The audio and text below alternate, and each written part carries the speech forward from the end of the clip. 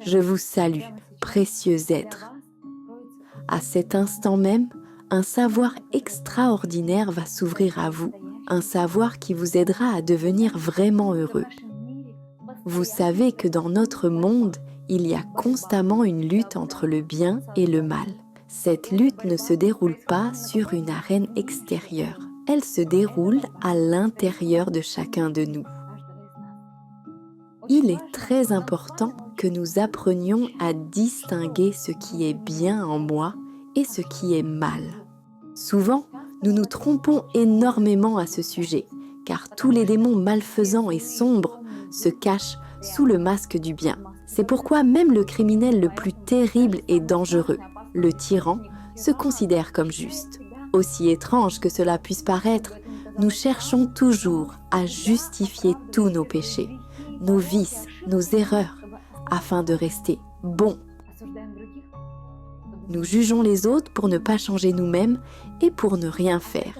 C'est de là que viennent toutes les souffrances sur Terre, tous les conflits, toutes les disputes, toutes les guerres, tous les cataclysmes.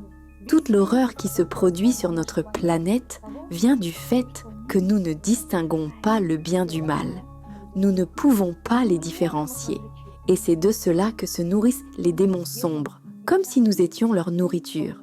Notre âme, notre énergie, notre aura, tout ce que nous amassons de pur dans les lieux de puissance en faisant des pratiques énergétiques, tout ce que nous absorbons de positif dans l'espace environnant devient nourriture pour les démons malfaisants dès lors que nous les laissons entrer en nous. Et il existe 7 démons de la souffrance qui vivent en nous, dévorant notre santé, dévorant notre bonheur, notre bien-être, notre richesse, dévorant cet amour pur et lumineux que nous pourrions rayonner dans ce monde. Mais cela ne se produit pas, et alors nous sommes condamnés à souffrir.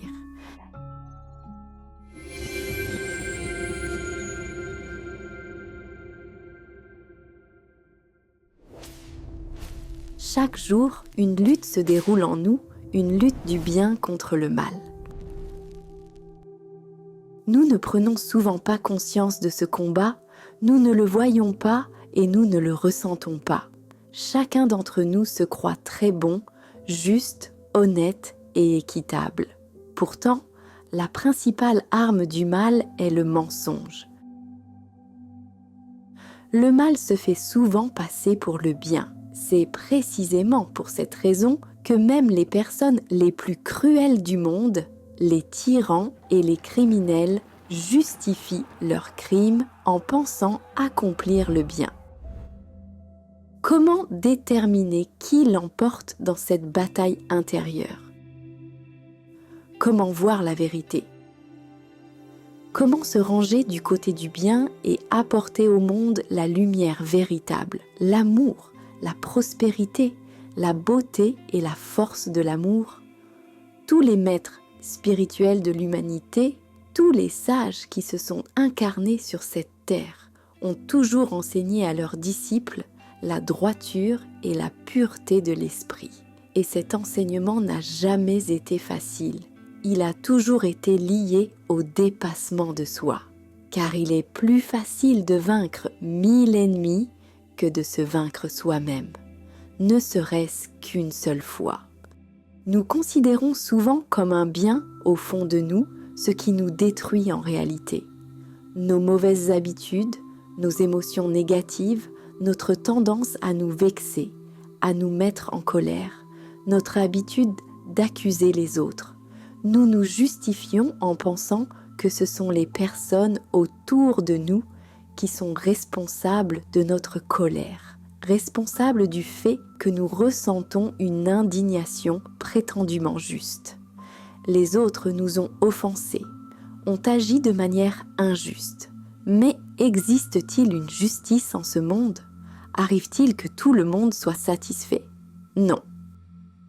Dieu a créé ce monde si opposé, si contrasté, pour que nous apprenions toujours à nous connaître à travers chaque situation. Était-il juste de crucifier le Christ? Était-il juste de traiter ainsi les sages, les saints, les justes que l'on envoyait à la mort, que l'on condamnait sans cesse, que l'on tournait en ridicule, que l'on accablait de reproches. Il n'y a rien à attendre de ce monde en matière de justice, mais la justice peut être trouvée en soi. Il faut savoir choisir le bien en soi et ne pas lui permettre de se cacher derrière un visage de colère. Les sages disent donc que le bien est ce qui nous apporte un développement spirituel. Ainsi, toutes les difficultés, les souffrances et les privations de la vie sont ce bien même qui nous aide à développer la patience, l'humilité, la sagesse et tous les trésors de notre âme. Mais lorsque nous murmurons contre la vie, lorsque nous résistons à la volonté de Dieu, lorsque nous sommes mécontents, que nous critiquons et accusons tous ceux qui nous entourent, voilà les graines du mal en nous. Et cela signifie qu'elles ont germé. Si nous continuons à nous mettre en colère et à condamner, cela signifie que le mal a pris racine et qu'il a germé dans notre âme. Le grain du mal s'est installé dans le cœur et désormais tout est obscurci par la négativité, le rejet, la colère et le jugement. Et même ceux qui ont toujours été bons envers nous, ouverts et bienveillants, se transforment soudain en ennemis. On veut lutter, résister. Mais tout cela n'est que le fruit du mal qui germe à partir de sa propre semence. Le bien, quant à lui, c'est l'acceptation et l'humilité sage. C'est la force de l'amour qui vient de Dieu lui-même. Il suffit de remercier le Très-Haut pour qu'aussitôt, le cœur se remplisse d'un amour lumineux et pur. Car quoi qu'il arrive dans la vie, tous les saints et les justes se tournaient toujours vers Dieu avec gratitude. Pour les plus grandes épreuves, les privations et les souffrances, ils remerciaient encore le Seigneur et demandaient pardon pour leurs murmures. Que vit alors mon cœur ? Quelle force est ce que je conduis dans ce monde, la force sombre ou la force lumineuse ? Est-ce que je remercie à chaque instant de ma vie ? Est-ce que j'accueille avec gratitude toutes les difficultés et tous les obstacles ? Est-ce dans une humble prosternation que je m'incline devant mes mentors spirituels et les anges qui me guident sur le chemin ? Ou bien est-ce que je murmure, que je formule des reproches, que je critique et que j'exige que tout soit selon ma volonté ? Est-ce l'ego que je manifeste ou est-ce l'amour ? Moi seul le sais, car seul dans mon cœur véritable vit cette vérité qui m'ouvre les yeux sur la volonté de Dieu. Et si je sens que la critique et le mécontentement commencent à dévorer mon âme, j'unis mes mains dans un geste de prière et, dans une humble inclination, je me prosterne devant la volonté supérieure. Car le Seigneur sait mieux que moi quelles difficultés et quelles épreuves me sont nécessaires dans la vie pour que je retrouve la pureté de mon âme. Et lorsque je rencontre le mal dans ce monde, lorsque je vois des personnes qui ne veulent pas se détourner du mal, qui ne veulent pas laisser sortir de leur cœur les graines sombres, qui continuent de critiquer, de s'indigner et de déverser leur colère sur tout ce qui les entoure, je prie pour elles avec ardeur. De tout mon cœur, je demande aux anges et à tous les esprits lumineux de leur envoyer le bien et le souvenir que leurs âmes sont lumineuses. Car il n'existe dans ce monde pas un seul être humain mauvais. Il n'y a que le bien et le mal que nous laissons entrer dans notre cœur. Car lorsque notre cœur est ouvert au Seigneur, une lumière pure s'y déverse, et je m'ouvre à cette lumière et la dirige vers tous ceux qui, eux aussi, sont tournés vers le Très-Haut.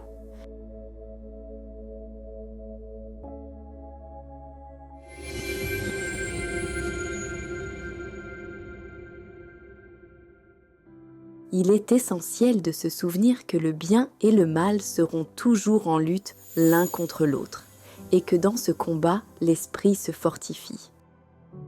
Il y aura toujours à nos côtés des personnes qui s'orientent vers le bien ou vers le mal. Les reconnaître est très simple. Sur un visage bienveillant et humble, on voit toujours une personne bonne, tandis qu'un visage courroucé et haineux s'est tourné vers le mal. Il y a toujours, dans un groupe, des personnes qui attirent cette énergie du mal sur elles. On les appelle des moutons noirs. C'est un archétype qui est nécessairement présent dans chaque collectif, dans chaque société, dans chaque groupe.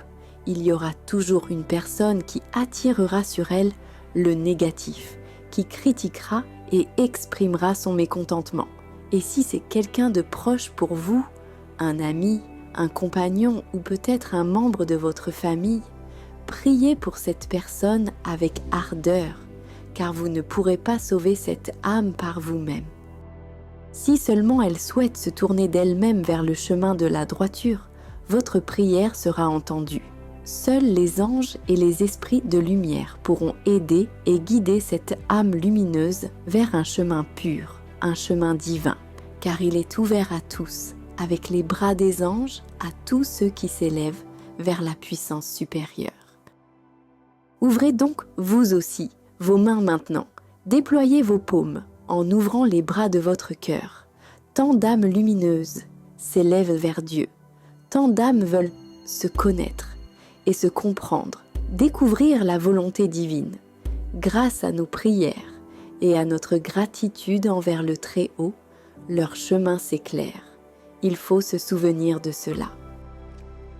Et pour ceux qui critiquent et condamnent, il faut prier, car sans cela, ils ne pourront connaître la vérité de la lumière. Et si votre ami ou votre compagnon a souhaité s'engager sur le chemin spirituel, puis s'est tourné vers la critique et le mécontentement, sachez que les graines du mal ont pénétré en lui. Priez pour lui, avec ceux qui savent prier en cercle, dans un chant d'amour uni, priez pour cette âme lumineuse. Par aucune persuasion ni aucune parole, vous ne le ramènerez sur le chemin lumineux. Seuls les anges purs pourront l'aider, ainsi que votre prière juste. Car selon la loi énergétique, il y aura toujours une personne qui prendra sur elle le négatif.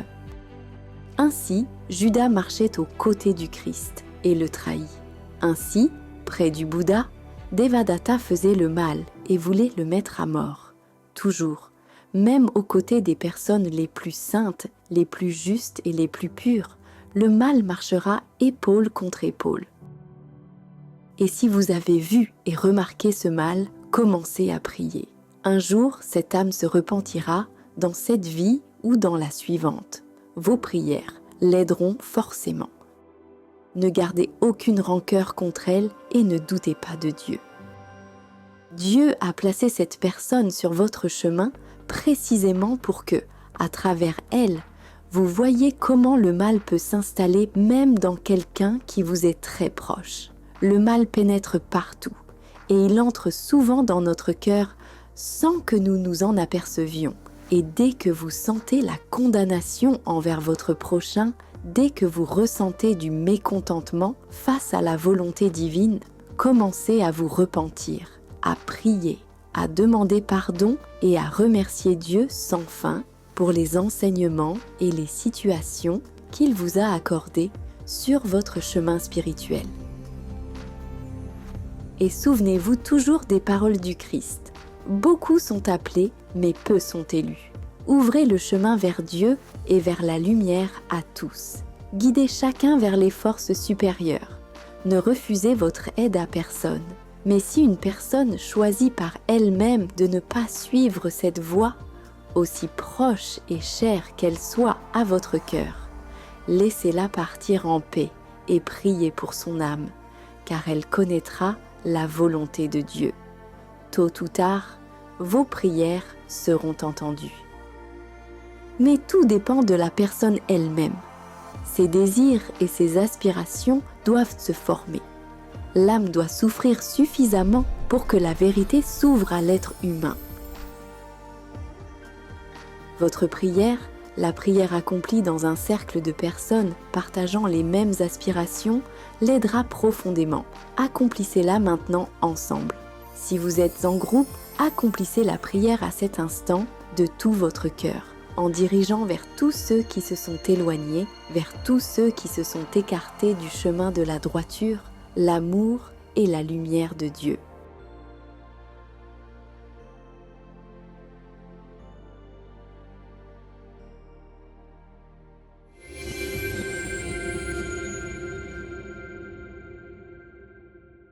Pendant cette période extrême, où le destin de la planète entière est en jeu, il est très important que la connaissance des anges et des esprits de lumière se propage le plus rapidement possible à travers le monde et atteigne des milliers de personnes. De cette façon, nous pouvons changer l'avenir de toute l'humanité. Alors nous nous tournons vers toi, chère âme de lumière. Partage la connaissance concernant nos livres sages et nos films. Partage les liens vers des vidéos ou des dessins animés. Tout cela est disponible et gratuit. Invite les femmes à des pratiques individuelles, des webinaires et des séminaires, et le grand esprit de lumière t'aidera, à toi et à ta famille, en dirigeant une énorme quantité d'énergie pour réaliser tous tes désirs. Les esprits lumineux et les anges t'aideront, à toi et tes proches dans tous les domaines. Le fil de la lumière et de l'amour de ton cœur atteint le cœur des femmes en recherche.